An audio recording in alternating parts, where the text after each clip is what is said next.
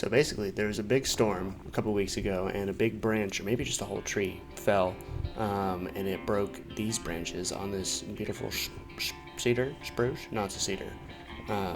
Comment if you know exactly what this tree is, because I couldn't figure it out. But, too bad. It was pretty, but that means that there's wood to be played with. And I'm pretty sure these are already dry. I mean, they were already light when we got them, but they're like even lighter now, and I don't know. I mean, we'll find out. Usually it takes at least a year for an inch thick of wood to dry, but we'll see. We'll see what happens. So this is actually going to be a Christmas gift for my landlord. He's actually my landlord, but he was my friend first, Juanito. He is a incredibly talented remodeler, builder, and craftsman. So I gotta make a solid piece here. I'm not gonna take any big chances with this because I only really have one that I have that's probably dry. All the other ones are probably still drying. But I'm just gonna focus on making this really pretty and smooth and sanding a lot. And not risking ruining it, because boy have I ruined a lot of pieces of wood. Once I got past the bark, I realized that the wood has a very interesting sort of wrapping thing going on. It's like pieces of paper wrapped around each other. The light and the dark were sort of very clearly separated, and there was an uneven surface. I was kind of worried that it wasn't going to sand down to a smooth finish, but it did. It's just very interesting. Weird. Maybe this will help y'all identify what kind of cedar this is.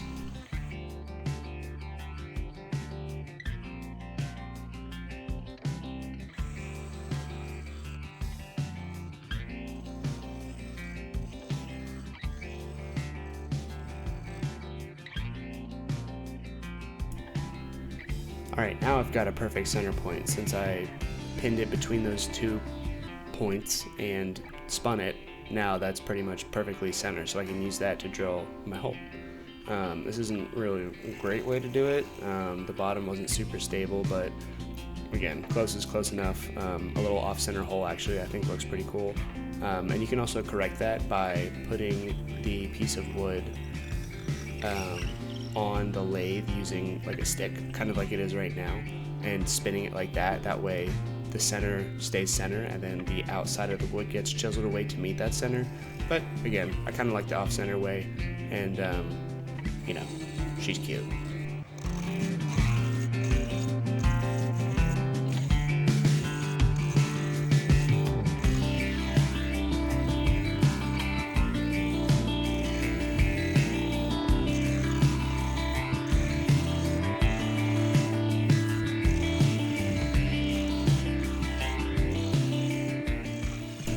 If you asked me 10 years ago if I'd be lathing, I'd probably be really disappointed in myself. And granted, there's other things in my life that I do besides make wood different shaped on a thing.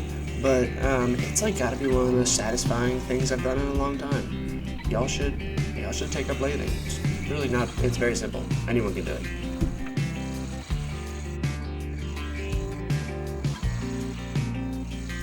Usually whenever I do something like painting or lathing, something that doesn't require a whole lot of active thought, but just enough to sort of keep you focused, I always entered this incredible meditative state, and especially with lathing.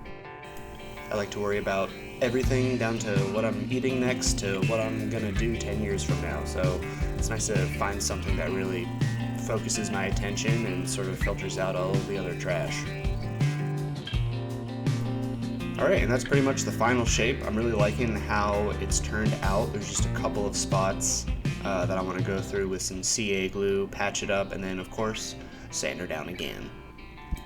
This stuff dries really fast and it dries really hard, oftentimes harder than the wood itself. So I try to just put on as little as I need and wipe off any excess, because it just means extra time sanding, and y'all know how much I love sanding.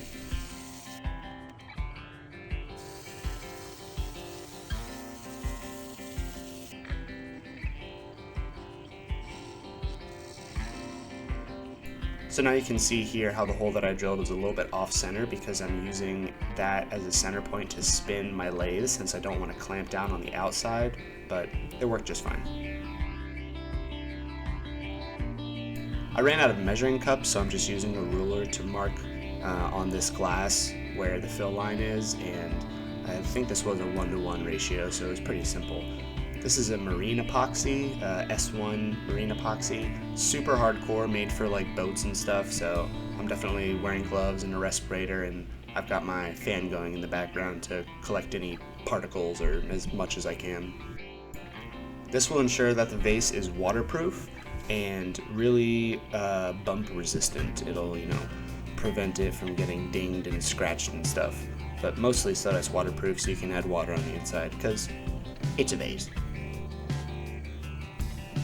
To sand the inside of the vase, I just took a little piece of metal. I think this is actually a long drill bit that I've never used, and I just hot glued a bit of sandpaper to the end, and it seems to do a good job.